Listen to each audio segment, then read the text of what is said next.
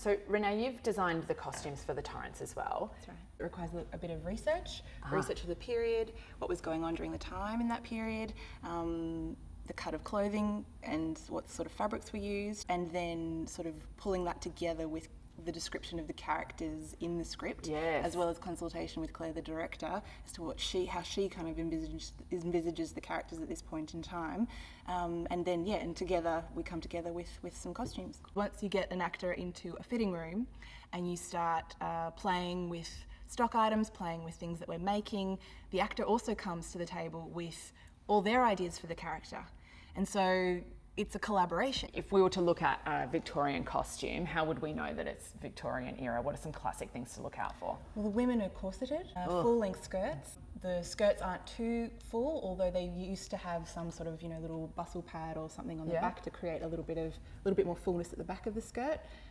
We're heading towards the Edwardian era, so we're sort of getting a little bit closer to, I guess, what we call the Gibson girl, if you were talking about women's fashion. Real hourglass figure for the corseted lady, as well as a much sort of straighter skirt, still with fullness and petticoats underneath. There's just so many layers, and even for the men, there's just a lot of stuff. So not only will they have trousers, they'll have braces and a shirt, and on top of the shirt they'll have a waistcoat. And sometimes in the shirt they'll have cufflinks. Oh my God. And the shirts usually have starched collars, and there's ties and cravats, and after the waistcoat then you've got another coat on the top, and sometimes they'll have gloves and canes and hats. So these sketches here are your original ones. They're hand drawn and hand painted, yeah? That's right, yes. Which was your favourite one to draw?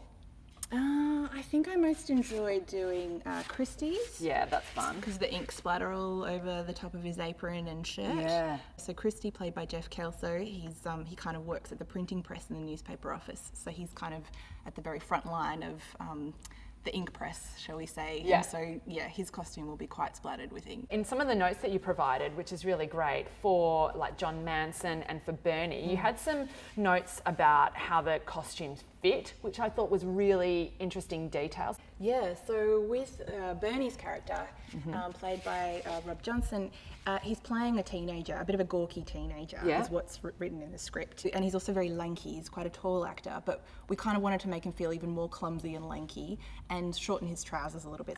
With John Manson, played by Steve Rogers, he's kind of the money of the town. He's sort of, funding the newspaper, so to speak. And Claire's vision of him was, maybe he's got a little bit of a tummy and maybe he's sort of bursting out. It's the gluttonous kind of moneyed, greed, I guess. And so that's sort of represented in costume, just fitting a little bit tight, a little bit sort of just snugly. Some straining buttons. Straining buttons, things. Yeah. Women and accessories of the period were very much a thing. Yes.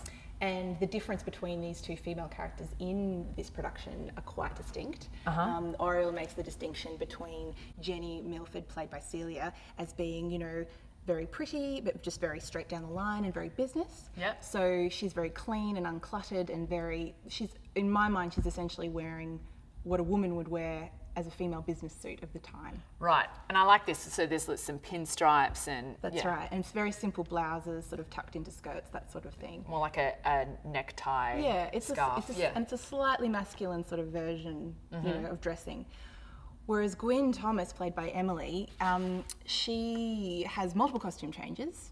She's coming from a wealthier background. Yeah. And her character description is very floral and flouncy and pretty. And it's commented in the script as well that she's always wearing hats. She's always, she's always caught up in her petticoats and that kind of stuff. And so she'll have parasols and reticule handbags and different hats for every kind of dress that she wears as well. So those are the two looks that we're sort of aiming for.